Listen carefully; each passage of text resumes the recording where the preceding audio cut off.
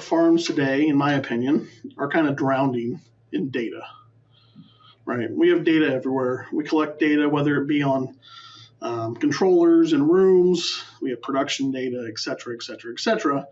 But we don't necessarily have a lot of analytics or a lot of things in the background that are providing a lot of questions for that. So AI is finally allowing us to stitch together all those pieces to help us catch patterns that we didn't see previously.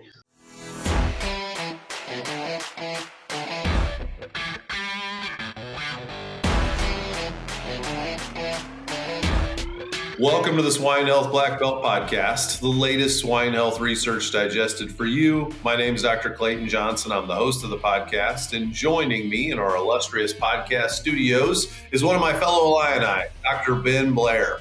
Dr. Blair is currently an assistant professor at the University of Illinois College of Veterinary Medicine. Ben, thank you so much for coming on to the show and spending some time with us today. You and I have known each other for quite a few years now, but for folks out there that haven't had the pleasure of meeting you, why don't you start with an introduction? Yep, thanks for having me, Clayton. So, like you said, my name is Ben Blair. Most people just call me Ben, but I am an assistant professor here at the University of Illinois, and my background is kind of a little different than a lot of people's. So I grew up in Southern Illinois, a little town called Sparta, grew up on a small swine farm, farrow to finish. Did that my whole childhood all the way up to college. Went to college actually for mechanical engineering, focused on building thermodynamic models to improve efficiency. I got to the end of my engineering days and kind of thought, well, grad school would be interesting. And so instead of going to the engineering route, I actually took a detour trying to get closer to farms and farmers and went into vet school. And so I did the whole vet school thing. Graduated from vet school, went into private practice for a little bit. I was fine. Learned some stuff that I knew what I liked, knew I didn't like. Had an opportunity to come back to the University of Illinois, get a PhD with Dr. Jim Lowe. Did that, left here in 2021. Worked at the University of Minnesota for 2 years while maintaining my own kind of technical consulting business, working for mainly venture capital groups, but also some large producers over the years. 2023 came around, I had the opportunity to come back here as an assistant professor, and I've been here ever since. But really, all of my research lies in either high-end computational disease modeling or the application of AI and AI tools in livestock production. Salmonella presents significant challenges to pig health and performance and poses food safety risks to humans. As the first and only vaccine offering live attenuated strains of both Salmonella cholerae and Typhimurium, Enterosol Salmonella TC from Boehringer Ingelheim protects pigs against both serotypes with a single oral dose. Talk to your Boehringer Ingelheim representative to learn more. Well, Ben, whether you like it or not, you're kind of becoming our Swine Vet Association's liaison into the world of AI. You gave a great presentation on it at our most recent annual meeting for the American Association of Swine Veterinarians, and I've asked you to come on and talk to our team here at Carthage about it, and that's what you're here to chat with us about today, is the growing role that AI has in swine health management going forward. So you know more about this topic than most folks. So what are you thinking right now? Like, what tools do you see out there that we can start to move from the research and idea phase into practical application? Yeah, well, before we get going, I just want to make sure everybody's aware of kind of what AI is and what we're thinking about. So AI itself has a lot of modalities. There's a lot of different things that you'll hear. You'll hear things called large language models, which really focus on taking text information, finding patterns, and being conversational back. You'll have computer vision systems that take images, run it through the computer, find patterns, and generate objective data, or even just the traditional machine learning models, which took kind of tabular data, so Excel sheets, and made predictions on that. All of those fall underneath that bucket of AI. So in general, AI is just allowing the computer to help us find patterns and things we previously couldn't.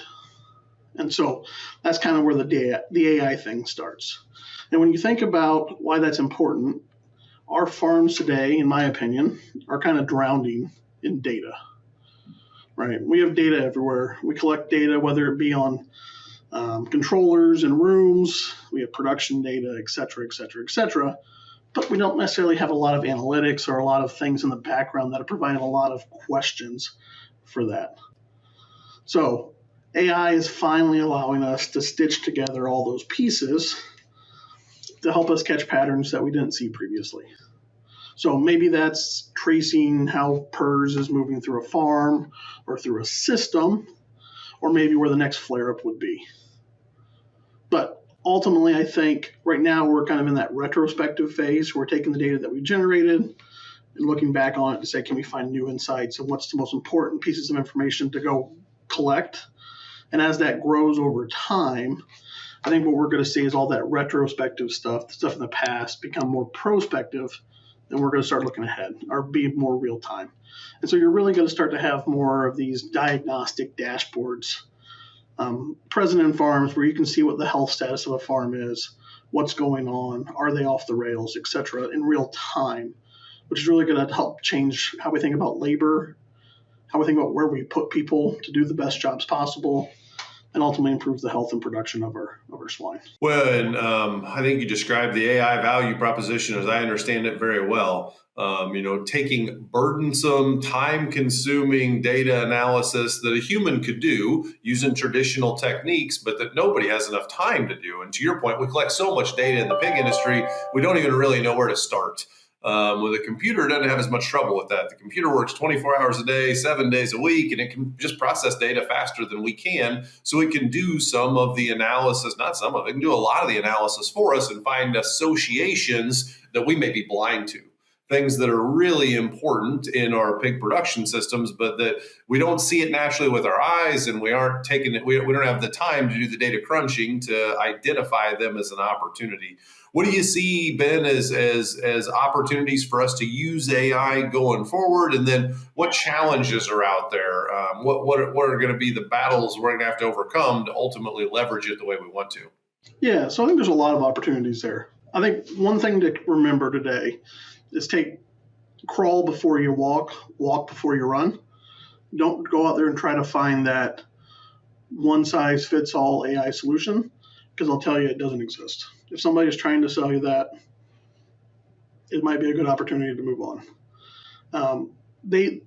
As you mentioned, Clayton, these are tools. And so go find the tool to fit your problem. The ones that we work on a lot here at the University of Illinois would be kind of twofold, the ones I've been spending time on. And that would be large language models. So those things that you could ask a question to, just as you would a friend or a coworker, et cetera, and it can give you a response back. Think of things like ChatGPT or Gronk, Perplexity, whatever flavor of the month you want to use. But it'd be those types of tools to help you understand large amounts of text or reports, and can take that, make it concise, clear, something you can make decisions off of. And so that has huge value, I believe, in the future as we think about how we digest all this information. Additionally, I think, although we're already drowning in data, some of that data, as I'm sure most people are aware, isn't always the most reliable, or at least objective. So how do we do that better? And the way we're addressing that would be through the use of computer vision. And so one of the projects that we're working on, and actually I have a student who's going to present it at AASV, is a computer vision project using an app on a phone to live record fecal scores in a nursery barn. So you can go there with a camera and literally just scan the pen with the phone, and it generates fecal scores. And so maybe seems a little ridiculous and a waste of time and money, but it was good for us to prove that we could do that in real time. And so now we have this virtual reality type tool that allows not only the farm worker to see what that score is live, but in the background it's capturing all the information. So we have ideas around means and modes and medians of all those fecal scores, so we can better address that if need be. And so I think that's the kind of stuff I'm talking about when I'm talking about walking. Start with an individual task you think you can accomplish and do that. and then work up to say, how do we tie all these together to make those really, really big decisions that we need to do to make our farms as profitable as possible. Are there comparable industries out there, Ben, that have recently completed the walking part of the journey that we can look to as an analogy, whether that's human medicine or maybe even other species within the veterinary world or something outside of health at all? I mean, are there other industries we should be keeping an eye on to harvest their lessons learned for our own journey? Yeah, it's a good question. So health is always hard. So human health is always hard because you have all the rules regarding confidentiality of the data, right? And so actually it's interesting, in the medical space, they're doing a lot of work to create fake data that they can use to train models because they can't use real people's data because of confidentiality rules. In the human space, or in the veterinary space, no. I mean, the swine people are as far advanced as anybody in terms of using AI, which is kind of an interesting thing. I think we're a little behind. So I always look to other industries. The industries I look at the most would probably be manufacturing and or retail. So Walmart's a great example. I mean, Walmart's been using AI in some form for probably decades. And there are retail establishments now that as you walk in, you have the camera that, you see yourself on the screen and you dance and everybody sees it. Well, what they're actually doing is recording you walking in the store. And based on your demographic, they have a good idea of how much money you're going to spend and what you're going to buy. Now, that might seem stupid, but when you're thinking about logistics for them, it's how they're thinking about logistics. If I see an increase of 35-year-old men walking into the store, maybe that changes what I stock on the shelves. And so, yeah, retail's way ahead of us.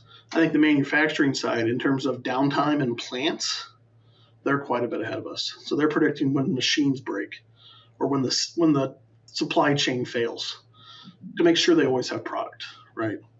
And I think they're a little bit ahead of us. And so I think looking to those industries and finding solutions that they've created and pulling them back in and adapting them for our problems, I think it's great. What about unintended consequences, Ben? You mentioned the fact that some of our data is not the most reliable, especially subjective data. Do you see any other unintended consequences outside of just bad data in will result in bad data analysis out that we should be watching out for? Of course, the data issue is always a problem, right? Bad data is just a fast way to a bad answer. Definitely with AI. AI makes us faster. So faster good or faster bad, either way. Yeah. I think the other thing to think about is there has to be some thought given to data privacy in terms of if you're going to give your data to a company, which I think is completely fine, make sure that's still your data. And so one example, we do it with our students here. So like ChatGPT, and not maliciously, but they would keep information that you put in to improve their models. But theoretically, somebody could go potentially find that. So you wouldn't want to put any personal information in something like that. Same is true in any of these data tools. Make sure you know where that data is going, because you don't want that necessarily to become public per se. Now, in saying that, I think there's a lot of value in these data repositories. The industry could work on building that or take the names off of them, take all the identification off of them. That would help us grow faster in the AI space. However, that data is still yours and you still should maintain ownership of that at all times. So that's something I would always urge people to think about with all these things. Ben, as we wrap up here, are there resources out there that you use to kind of stay on top of the latest and greatest within AI? It's such a new category for a lot of folks. I think it can be intimidating. Newsletters, podcasts, sources of information that somebody who's listening and says, man, I think this is interesting and I want to keep up to date on what's going on there. Where does Ben go to stay up to date with what's going on in this world? Yeah, it's again, great question. One thing I have a close friend here he's crop ag side of things.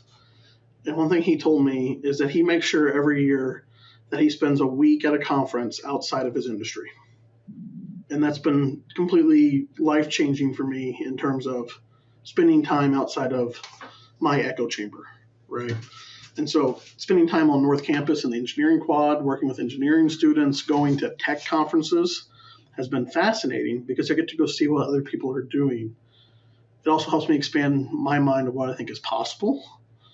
And so I think one thing the swine industry and probably ag more generally is guilty of is we are really good at just finding our own and sticking to them.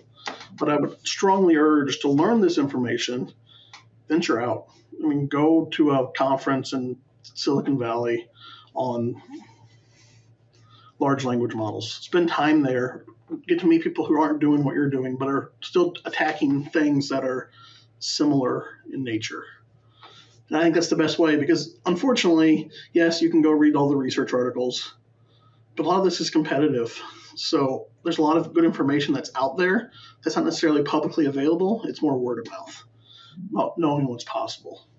And so that's what I would urge. I think people are the key, and it's just expanding your circle to include those people. Sounds like even though AI is like the newest technology that a lot of us think of, the way to approach it is the same old-fashioned way we've learned everything. Number one, be comfortable being uncomfortable, right? Be willing to go somewhere where you're not the expert and you're going to be unfamiliar, but be willing to do that. And then number two, your network is your most valuable resource, and relationships are everything in business. So make relationships with folks who are good in this area and learn from them to try and stay on top of what's out there. Ben, it's fantastic information. Thank you for staying on top of this stuff. And thanks so much for coming on and sharing it with our audience. Yep. Thanks for having me. Well, we couldn't do this, Ben, without the folks who listen in. So to our audience out there, it is my greatest appreciation for your participation in this podcast. For those of you who haven't taken a moment to like and subscribe to the podcast, please do. I know I say that a bunch, but it's good information we put out, and we really do want to push it to as many people as possible. For Dr. Ben Blair, I'm Dr. Clayton Johnson. It's been our host to spend some time with you, and we certainly hope you have a great rest of your day.